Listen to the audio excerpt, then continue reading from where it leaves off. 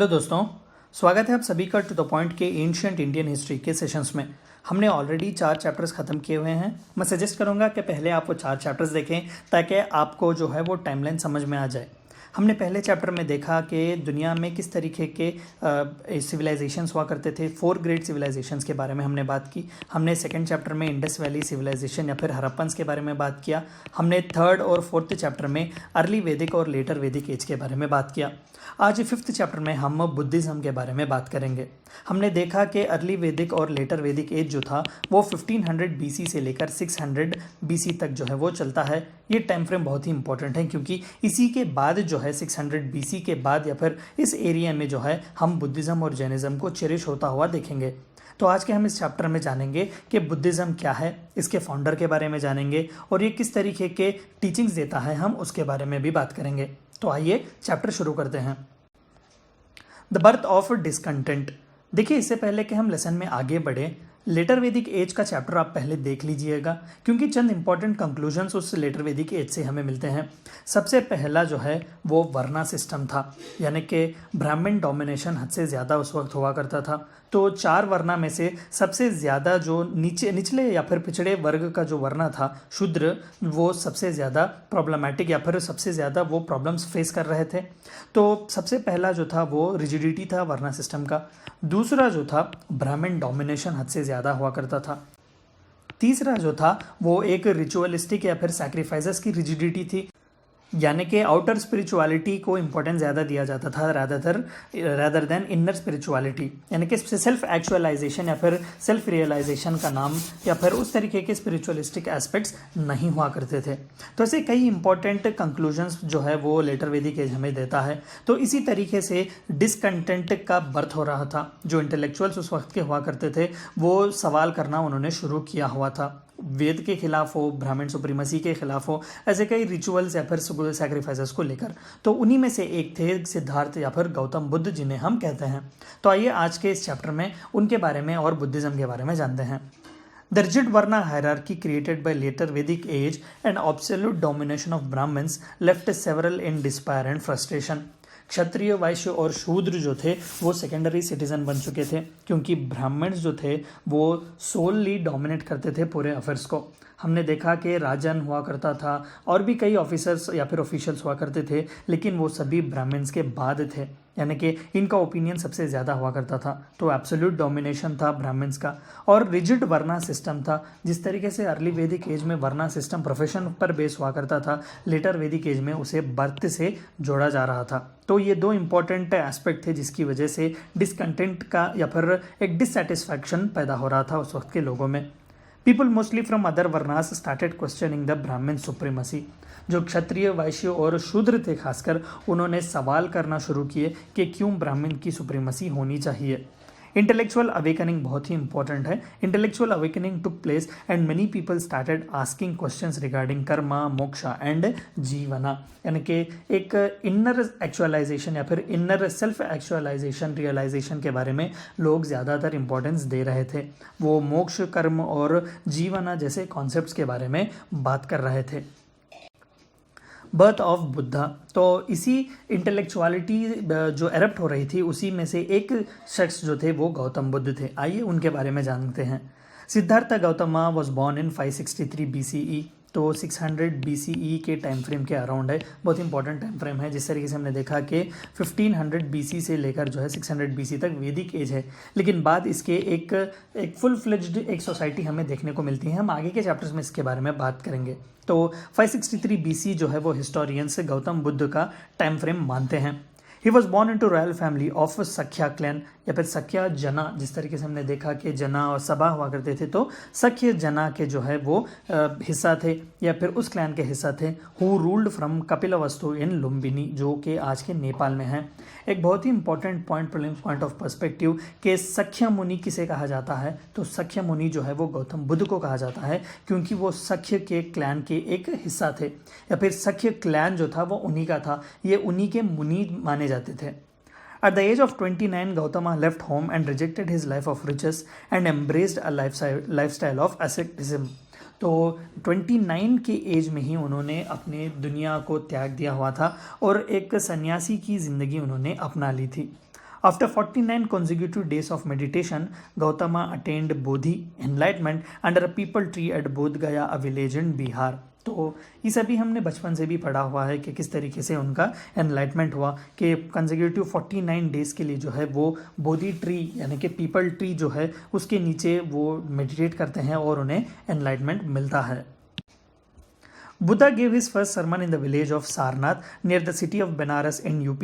This event is known as धर्म चक्र प्रवर्तना. बहुत ही इंपॉर्टेंट है, प्रीलिम्स पॉइंट ऑफ पर्सपेक्टिव भी कई बार पूछा गया है कि धर्म चक्र प्रवर्तना किसे कहते हैं, जिसे the turning wheel of law कहते हैं, क्योंकि ये सबसे पहला सरमन था एनलाइटमेंट के बाद, जो कि सारनाथ आज के जो यूपी में जो एक हिस्सा है, जो सिटी है बनारस की, वहाँ पर जो है बुद्धा ने अपना सबसे पहला सरमन, अपना लेसन दिया हुआ था. बहुत ही इंपॉर्टेंट है Dharma Chakra Pravartana. He died at the age of 80 at Kushinagara. पैदाइश उनकी जो है वो लुम्बिनी है. बहुत ही इंपॉर्टेंट है time frames as well as जगह जिनके बारे में हम बात करते हैं. तो कुशीनगरा या फिर कुशीनारा जो था वो जगह थी जहाँ पर उनकी डेथ हुई, और लुम्बिनी जो थी वो उनकी बर्थ प्लेस थी. He died at the age of 80 in 483 BC at a place called Kushinagara, a town in UP. The event is known as महापरिनिब्बाना. ये भी इंपॉर्टेंट टर्मिनोलॉजी है कि उनकी मौत को जो है महापरिनिब्बाना कहा जाता है. इससे पहले कि हम बुद्धिज़्म के टेनेंट्स के बारे में बात करें, हमें चाहिए कि वो 4 नोबल ट्रूथ्स क्या हैं जो कंक्लूजन में देते हैं गौतम बुद्धा, यानी कि 49 कंसेक्यूटिव डेज जो मेडिटेशन वो करते हैं उसके बाद वो एक 4 कंक्लूजन्स देते हैं जिसे 4 नोबल ट्रूथ्स भी कहा जाता है. आइए जानते हैं वो क्या थे. सफरिंग्स दुखा is the essence of world, यानी कि सफरिंग्स जो है, जो दुख है इस दुनिया में, वही एसेंस है इस पूरे दुनिया का. जो हम इंसानों को प्री ऑक्यूपाई करके रखे हुए हैं वो दुखा है. ये सबसे पहला नोबल ट्रूथ था. Every suffering has a cause समुदाय, यानी कि हर सफरिंग का जो है वो एक कॉज है, एक ओरिजिन है. ये दूसरा ट्रूथ था, नोबल ट्रूथ.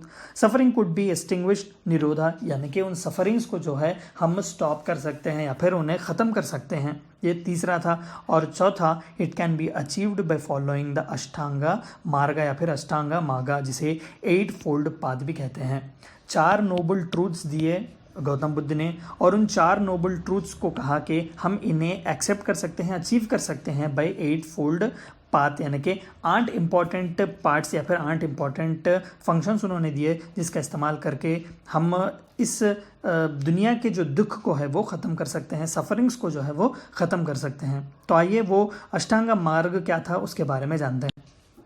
8 फोल्ड पाथ बहुत ही इंपॉर्टेंट है, मेंस पर्सपेक्टिव में भी पूछा जाता है. The path consisted of various interconnected activities related to knowledge, conduct and meditative practices. कि हमने ये तो कहा कि दुखों को जो है वो एक्सटिंग्विश किया जा सकता है, निरोध किया जा सकता है, लेकिन किस तरीके से, तो अपने कंडक्ट, नॉलेज और मेडिटेटिव प्रैक्टिसेस का इस्तेमाल करके 8 पाथ को जो है वो दिया गया था. पहला था राइट व्यू, यानी कि सही नज़रिया रखना. राइट इंटेंशन, यानी कि सही नीयत रखना. राइट स्पीच, यानी कि सही बात करना. राइट एक्शन, यानी कि सही काम करना. राइट लाइवलीहुड, यानी कि सही लाइवलीहुड इस्तेमाल करना, चोरी डकैती वगैरह नहीं. राइट माइंडफुलनेस, कि अपने दिमाग के माइंडसेट को जो है वो सही रखें, प्यूरीफाई रखें. राइट एफर्ट, यानी कि हमारे जो काम, एफर्ट्स जो हम करते हैं वो सही और सही मार्ग में होने चाहिए. और right concentration while you meditate, यानी कि जिस तरीके से आप ज़िंदगी जीते हैं आपको कंसंट्रेशन भी उस काम पर सही तरीके से रखना चाहिए. तो इन 8 एक्टिविटीज़ को जो है अष्टांग मार्ग कहा जाता था, जिसका इस्तेमाल करके इंसान जो है वो दुखों को एक्सटिंग्विश कर सकता है.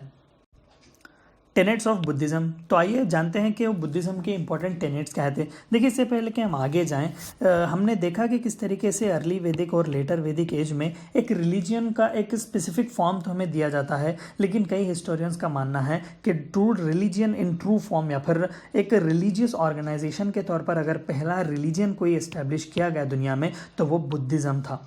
तो पहला रिलीजियस ऑर्गेनाइजेशन अगर हमसे कोई पूछा जाए तो वो बुद्धिज़्म होगा, नॉट वैदिक एज, क्योंकि वैदिक रिलीजन जो था वो सक्सेसिवली या फिर कंसेक्यूटिवली वो डेवलप होते ही आया, लेकिन बुद्धिज़्म जो था वो सबसे पहला एक रिलीजियस ऑर्गेनाइजेशन के तौर पर था जिन्होंने रूल्स एंड रेगुलेशंस दिए, टेनेट्स दिए अपने रिलीजन को रिलेटेड. तो आइए जानते हैं उसके बारे में. Avoid the two extremes of indulgence in worldly pleasures and the practice of strict abstinence and asceticism, जिसे मध्यम मार्ग भी कहा जाता है, यानी कि दोनों एक्सट्रीम के बीच में जो है वो आपको ज़िंदगी जीनी चाहिए। ये बुद्धिज़्म का बहुत ही इंपॉर्टेंट टेनेट है। ही ascribed instead the मध्यम मार्ग और the middle path which was to be followed. बहुत ही इंपॉर्टेंट है, प्रीलिम्स पॉइंट ऑफ पर्सपेक्टिव भी कई बार पूछा गया है कि वो कौन सा मार्ग है या फिर वो कौन सा पाथ है जो बुद्धिज्म डिस्क्राइब करता है। That is middle path, that is the मध्यम मार्ग। According to him, everyone was responsible for their own happiness in life, stressing upon the individualistic components of Buddhism। तो बुद्धिज़्म जो है वो ज़्यादातर इंडिविजुअलिज्म पर डिपेंड करता है, उसी पर प्रोमिनेंस देता है, क्योंकि हर किसी का दुख हो या फिर सुख हो वो उसी पर डिपेंड करता है। बुद्धिज़्म इसी कॉन्सेप्ट को आगे बढ़ाता है। Dukkha and its extinction are central to Buddha's doctrine, यानी कि बुद्धा का जितना भी डॉक्ट्रिन था वो इसी आसपास या फिर इसी चीज़ के इर्द गिर्द घूमता है कि किस तरीके से दुख या फिर सफरिंग्स को जो है वो एक्सटिंक्ट किया जा सकता है, वर्ल्डली प्लेजर्स को किस तरीके से आप कंट्रोल कर सकते हैं, और राइट बिलीफ, राइट व्यू, जो अष्टांग मार्ग जिसके बारे में हमने बात की, उसका इस्तेमाल करके किस तरीके से निर्वाण या फिर कैवल्य पाया जा सकता है। Suffering is not limited to the actual pain but also to the potential to the experience of these things। तो कहीं ना कहीं एक इंडिविजुअलिस्टिक माइंड फ्रेम दे रहा है बुद्धिज़्म। बुद्धिस्ट टेक्स्ट, तो आइए उस लिटरेचर के बारे में बात करते हैं जो बुद्धिज़्म से रिलेटेड है। The Buddha's teachings were oral, he taught for 45 years, 49 consecutive days के एनलाइटमेंट के बाद जो है अगले 45 साल बुद्धा जो है वो ज़्यादातर आर्यवर्ता, जो नॉर्थ इंडिया उस वक्त का है, जिस तरीके से हमने देखा कि लेटर वैदिक एज में डिविजन्स किए गए थे हिंदुस्तान के, तो आर्यवर्ता के एरिया में जो है वो 45 साल अपने ओरल सरमन्स देते हैं, ओरल लेसन्स देते हैं। His teachings were written down around 25 BCE in Pali language में जो है उनके ज़्यादातर टीचिंग्स, जो उनके जो संघ के लोग रहते थे, उनके स्पीचेस जिन्होंने सुने हुए थे, वो कंपाइल करते हैं पाली लैंग्वेज में। The Vinaya Pitaka consists of rules of conduct and discipline applicable to monastic life of monks and nuns। बहुत ही इंपॉर्टेंट है, कई बार प्रीलिम्स में पूछा गया है कि Vinaya Pitaka consist of rules and regulations for monks. जो बुद्धिस्ट भिक्षुस और भिक्षुनीस हुआ करते थे, मेल और फीमेल दोनों को जो है Buddhism as a monk accept करता था या फिर करता है। तो विनय पीटिका जो था वो रूल्स देता था, कंडक्ट देता था डिसिप्लिन के लिए मोनेस्टिक लाइफ को related. The Sutta पीटिका consist of main teachings और धम्मा ऑफ बुद्धा, यानी कि बुद्धा के इंपॉर्टेंट जो मेन टीचिंग्स थे वो सुत्त पीटिका में पाए जाते हैं। The Abhidhamma Pitaka is a philosophical analysis and systematisation of teachings and the scholarly activity of the monks. ये भी कई बार प्रीलिम्स में पूछा गया है। The Abhidhamma Pitaka relates to the philosophical analysis of Buddhist monks. तो ये 3 इंपॉर्टेंट लिटरेचर या फिर टेक्स्ट जो है वो आपको मिलेंगे बुद्धिज्म रिलेटेड। बुद्धिस्ट काउंसिल, तो 4 इंपॉर्टेंट बुद्धिस्ट काउंसिल जो है वो रखे गए थे, तो आइए उनके बारे में जानते हैं। पहला council, the first council, it was held soon after the Mahaparinirvana of the Buddha, यानी कि बुद्धा के मरने के इमीडिएटली बाद ही जो है वो पहला बुद्धिस्ट काउंसिल रखा गया था। Around 483 BCE under the patronage of king Ajatashatru and was presided by Mahakashyapa a monk. बहुत ही इंपॉर्टेंट है कि who was the monk who presided over the first council, तो it was Mahakashyapa who was a Buddhist monk. तो king Ajatashatru के kingship में जो है वो पहला काउंसिल रखा गया था immediately after death of Buddha. Second council, it was held at Vaishali at village in Bihar under the patronage of King Kalasoka in 383 BC. It was presided by Sabakami।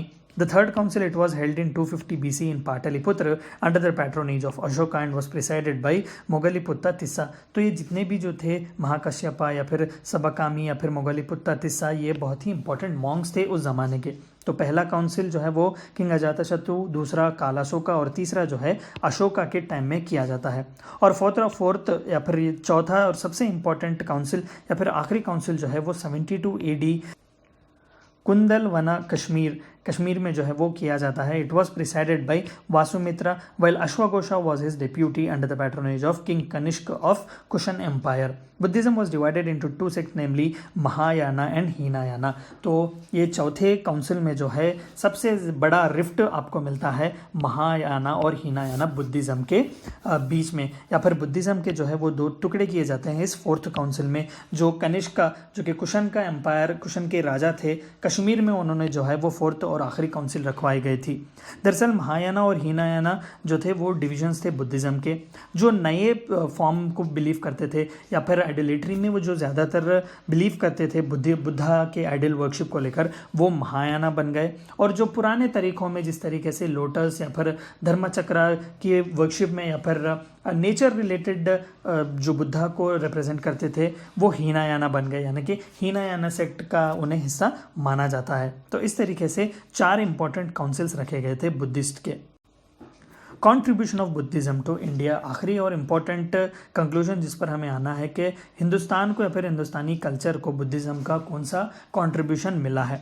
The concept of अहिंसा, तो non violence का concept सबसे पहली बार या फिर सबसे पहली बार हिंदुस्तान को अगर कोई देता है तो वो गौतम बुद्ध देते हैं, which later on becomes the central ideal for the establishment of India. के बापू महात्मा गांधी भी जो है वो अहिंसा पर बहुत ही प्रोमिनेंस देते हैं। तो the concept of ahimsa was a gift of Buddhism to India.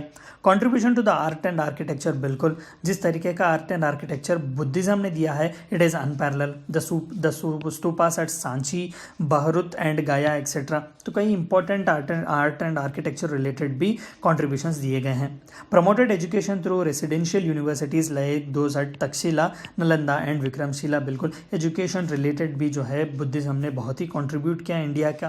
Promoted the spread of Indian culture to other parts of Asia, Asia के अलग अलग पार्ट्स में जो है इंडियन कल्चर को पुश किया, क्योंकि उस वक्त जो बुद्धिस्ट मॉन्क्स हुआ करते थे वो हिंदुस्तानी कल्चर को एशिया के अलग अलग पार्ट्स में भेजते हैं। In modern times, it is helping India to enhance and cherish its soft diplomacy and power. एक रिलीजियस नोट पर जो है हिंदुस्तान अपने काउंटर पार्ट्स को, खासकर चाइना की अगर हम बात करें तो वहाँ पर बुद्धिज़्म भी प्रीडोमिनेंट है। तो इस तरीके से हिंदुस्तान की सॉफ्ट पावर की इमेज को बढ़ा रहा है बुद्धिज़्म। तो ये थी चंद बातें आपको जाननी थी बुद्धिज़्म, उसके टेनेट्स के बारे में। आई होप कि आपको वीडियो पसंद आया होगा। Thank you for watching my video.